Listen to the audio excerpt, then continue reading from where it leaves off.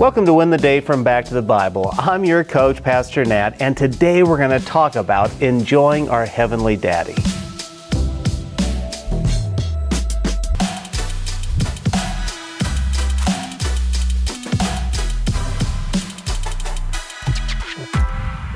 A couple of brothers were getting ready for bed after a nice evening with their grandmother.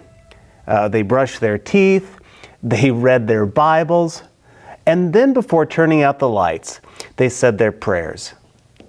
The younger brother, he began to shout, "Dear God, I thank you for today. Thank you for my wonderful, giving, caring, and best grandma ever. And God, I sure would like a new bike for my birthday next week." The older brother, he unplugged his ears and he said, "Dude, what is your problem? Do you know God's not deaf?" The younger brother looked at him and said, "No, God isn't, but Grandma sure is. Now come on, that is funny." It's funny because many of us today are like that younger brother. We surely don't know how to pray. We don't really know if God hears our prayers and what good our prayers do. But Jesus, He gave a powerful message on prayer that we're going to look at over the next couple of days. So let's continue walking with Jesus as He begins His lesson on how to pray.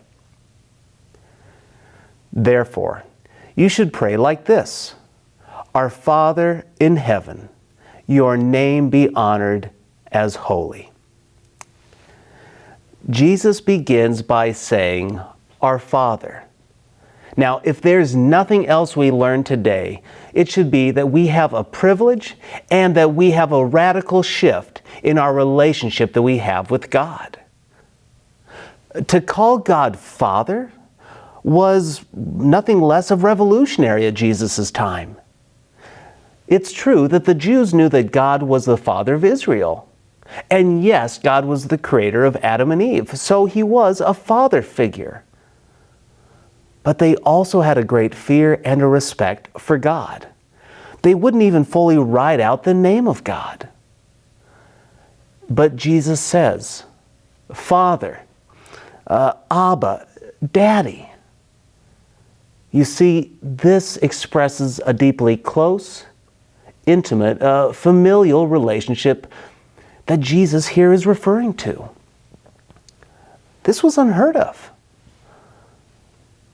This is why, apart from saving faith through Christ, God is not our spiritual father. Now, I know that may sound controversial, but it's true. According to Jesus in John chapter 8, it's Satan who's our spiritual father, not God. So through Christ's death, burial, and resurrection, God becomes our heavenly daddy. This means the end of fear of death and a fear of being separated from God forever. It means the end of false religion. It means the end of superstitious fear. It means no more loneliness. It means no more selfishness. You see, He becomes our Father. This means no more scarcity in our resources.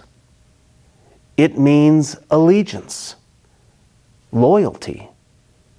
It means faithfulness. It means purpose in life and in eternity. For me, there is no sweeter sound in my life than when my kids say, Daddy. It doesn't matter if it's my 9-year-old. It doesn't matter if it's my 12-year-old. It is especially sweet when it's my 14-year-old. Regardless, Daddy is music to my ears.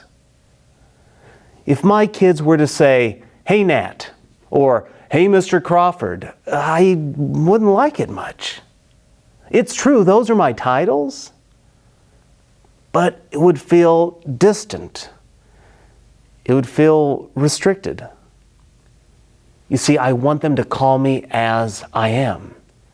I'm their father. I'm their daddy. God desires that for us as well. Jesus said, pray this way. we are called to address God as our daddy. So here's my challenge for you today. I would actually like to challenge you. I'd like for you to discuss in the comments below why this change in the relationship might be hard for you. And it might be very meaningful to you as well. Put in the comments below why that is. I get it. It may be hard for some of us to think of God as our Father. But I want you to know this. God is a good Father. He's not an earthly Father. You see, God loves us. He is there for us. He will never let us down. But I think we need to talk about it today. And then I want us to begin to celebrate and embrace this privilege of calling God our Daddy.